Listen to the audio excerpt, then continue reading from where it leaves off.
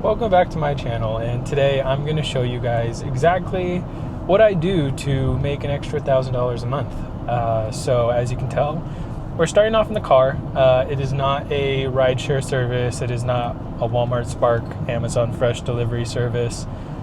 It's a little bit out of the ordinary, I would say, in terms of side hustles, but I am a ice hockey referee. When I last left you guys off with an update in the channel in August of last year, I was sharing how I was going to stop doing Uber and try to follow ice hockey refereeing, just because of the wear and tear that Uber would eventually accumulate on my vehicle. I didn't want to run into any long-term issues by driving it around constantly if there was not necessarily a need to, or if there was a better way to make some extra income. And I did eventually find that path, and it was through ice hockey refereeing.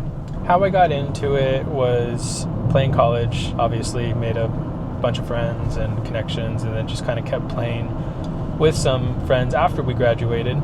And in that time, I would hear stories about how some of the people that I played on teams with did this as a little extra side hustle, and I was thinking to myself, okay, maybe 50, 70, $100 maybe every once in a while. But no, they were bringing in like $300-$400 for a weekend, and to me that sounded appealing. So I went online and figured out how I can be a referee as soon as possible, because again, it sounded pretty lucrative.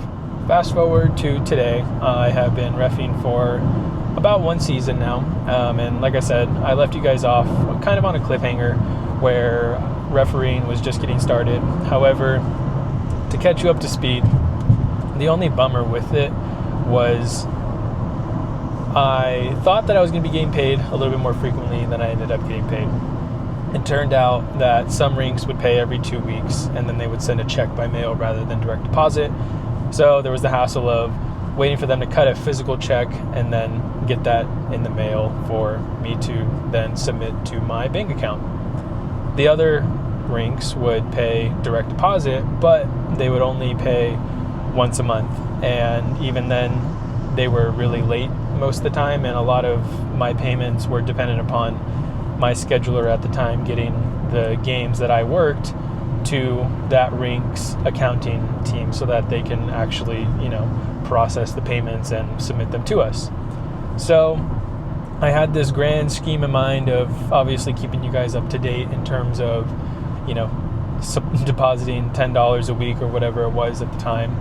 However, it just wasn't sustainable because the paychecks that I wanted to use as side hustle income to pay for those investments weren't coming in as frequently as I wanted them to, and it just became messy in my own personal finances to try to keep up with logging what's in my actual paycheck versus what's in my ice hockey referee paycheck, and having to switch balances back and forth. So I sort of got lost in that translation of figuring out what to do, and I unfortunately left you guys hanging and didn't make any videos.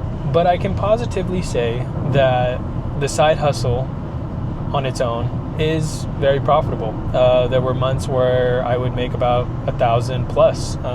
I think the most I made in a month was about $1,300 to $1,500, and to most people that's almost rent money right there. I'm fortunate in my job that I work, it's 9 to 5 for the most part, the occasional late night, and I'm able to do a few adult games in a weekend during the week, late in the evening, because the earlier ice times are reserved for high school hockey teams looking to practice, or figure skaters practicing, and they push the adult games to later on in the evening because, again, that's just probably when it works best for a parent's schedule trying to get their kid to practice after school or whatever, versus having an 8 or 12-year-old practicing at 10:30, 11 p.m., which is sometimes when the games start. So the side hustle is entirely dependent upon how much you want to work. I obviously, like to find the right balance between enjoying my personal life and then making side hustle income. Now, I know I left you guys on the update that I recently moved from California to Colorado, and it's been beautiful so far.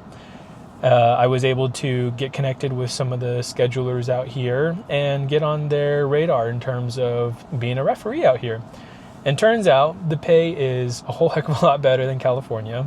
In California, my game rate was probably anywhere from $40 to $48 an hour, depending upon what type of game I did. Adults typically paid a little bit more than a kids game, but that's because there's only 2 of you guys, so you're just splitting the ref fee for that game, I guess you could say. The kids game, you can choose to be a linesman, which, if you guys don't know hockey terms, they're the ones that keep track of being offside or onside, icing, things of that nature. Now, if you were the head referee, or as we call it, if you were banding that game because they wear the orange band on their arm, that one paid probably about $15 to $20 more than the linesman games did. So, and then it paid more than being a adult league referee. So it just entirely depended upon the skill level that you were doing. But at the end of the day, still, again, a pretty nice fee. So that was the rate in California. Again, $40 to $48 a game. The occasional $60 to $65 game if you were doing head referee, or you were just doing a higher level teenager game, so to speak. Out here, the average adult game is about $65 a game for adults, and maybe $60 at another facility. It just, again, entirely depends, but I have yet to see anything less than $60 for adults. It's a little bit less for children. However, it's still technically higher than it was in California, which is super nice. So since being here, my schedule has consisted of probably like 10 games, I want to say, and I've made close to $1,000. I think I'm at about $840 in those total 10 games. Granted, if I break that down, I did 2 at the very end of June, and then most of them so far have been in July, and then I have some more in August. So right now, on average per month, it's coming out to about almost $600 a month. So again, there's a lot more money to be made in the refereeing out here. I think they just take better care of their referees, which is super nice coming from California. And when I say taking better care, I'm talking strictly financially. Just because abusive officials, whether it's from parents in, club level games or from the adults themselves in the adult league, it is what it is. It comes with the nature of the sport. You just kind of have to, have tough skin and just kind of accept it. If it gets out of hand, obviously you can do something about it. But again, it shouldn't be that deep in the first place, but to some of these guys it is. So you kind of, you get good money, but then there's also some cons to it. I'm not saying it's all pros. However, the pros definitely outweigh the cons, in my opinion. And I think that it's a great way to earn supplemental income just in case, you're looking for that, right? It doesn't have to be just ice hockey, which I shared previously. It can be any sport that maybe you grew up playing. Think soccer, baseball, volleyball, maybe football. Every sport needs some type of officiating. And if you've been in that sport long enough to where you think you can pick it up, it's a great place to start. And if you don't have the experience, it's also a great place to start with children's games. The stakes are a lot less high. Everybody's kind of learning the game. And at the end of the day, you guys should just be there for fun. So should the kids. It's when you start to get to the adult leagues or the college games where the stakes get a little bit higher and tensions get a little bit higher as well. But at the end of the day, you're there to accomplish a job and get compensated for that job. I have been loving my time as a referee. It really helps support just any additional income I may need at the time, right? So I'm not strapped for cash per se, but having an extra $500 to $1,000 a month is fantastic because that money can either go to my savings account where I keep it in a high yield savings account, or it can go to investing where I can keep throwing it into the S&P and just kind of see what that work does long term, right? None of this is guaranteed, of course. There's plenty of refs to split your schedule and your time with. So it just kind of depends, making good connections with people and being the one to fill in for some spots. And at the end of the day, if you're hungry enough for the money, it's there. And I'm sure some of you may be thinking, hey, you didn't want to do the wear and tear on your car for Uber. What about driving to ice hockey rinks? That's got to be, some type of wear and tear, right? And you're right. However, Uber is a constant back and forth game going from point A to point B on multiple trips, multiple destinations. You're doing that for a couple hours in a day, and it's just constant driving. Fortunately, my car is a plug-in hybrid, so I get roughly 28 to 30 miles of electricity when I get a full charge. And unlike California, the drives were a little bit further because the rinks were a little bit more spread out. Here in Colorado, they're a little bit more close to where I currently reside, so it's nice because I don't have to really consider that an expense when doing this side hustle. I'm able to get around on pretty much a full charge. Granted, there is still wear and tear, I know, the tires and etc.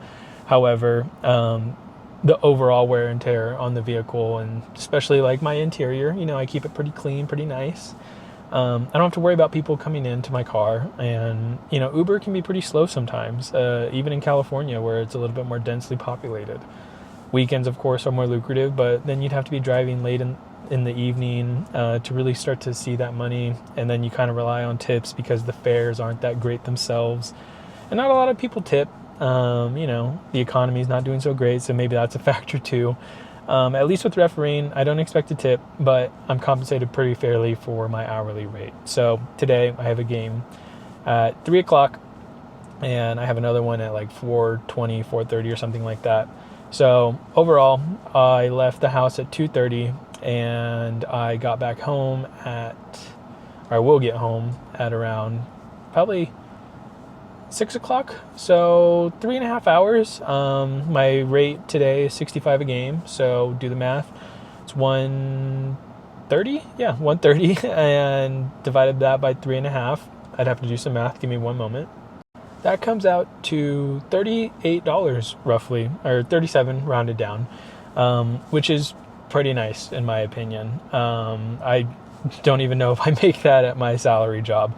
Because again, it's salary, so I don't know the hourly rate. I could break it down at some point, but $37 for 3.5 hours worth of work is not a bad deal to me. So I'll try to get some footage of the inside of the rink to kind of show you guys. But again, it's just something to consider and something that I've been doing, and I think it's great to just kind of supplement that income of yours. So look at your local sporting events around you and see if there's an open opportunity to sort of dive into it. Right. Just finished my 2 games for the day. Not bad. And like I said, $130 in the pocket, about 3.5 hours worth of work, comes out to a grand total of roughly $37 an hour. And like I shared, in my opinion, it just can't get any easier than that if you're really comfortable or familiar with a particular sport and have the extra time. It doesn't even need to be during the week, like I shared. That's just where I started because it made sense for my schedule at the time. But as you can tell, I don't do it that often here yet, just because the seasons are a little bit slower over summertime. But again, it's something that can be done on the weekends when you have some free time, instead of, for me personally, sitting at home playing video games. I like to just earn the extra cash while I can and, turn that around and invest it. And I hope to give you guys an update in terms of, how I'm going to be investing my income, especially now that I have a good idea of what I may be bringing in. But again, it's entirely dependent upon how much I decide to work at the end of the day, because if I decide to take a whole month off and not really put that effort in, then I'm out $500. So I can't necessarily factor it into my income and rely on it just because it is so wishy-washy technically. And again, it's striking that balance of personal and, side hustle time. It's easy to see the money come in and get excited, but at the end of the day too, you got to enjoy life a little bit. So we'll see how those updates go. And like I shared, I'll give you guys a overview of what my portfolio is doing and how, again, I'm turning these side hustle incomes into profit. So I hope you guys enjoyed. And again, please subscribe, like, and comment down below what you guys want to see next or what you would like to see from the channel. Thanks, guys.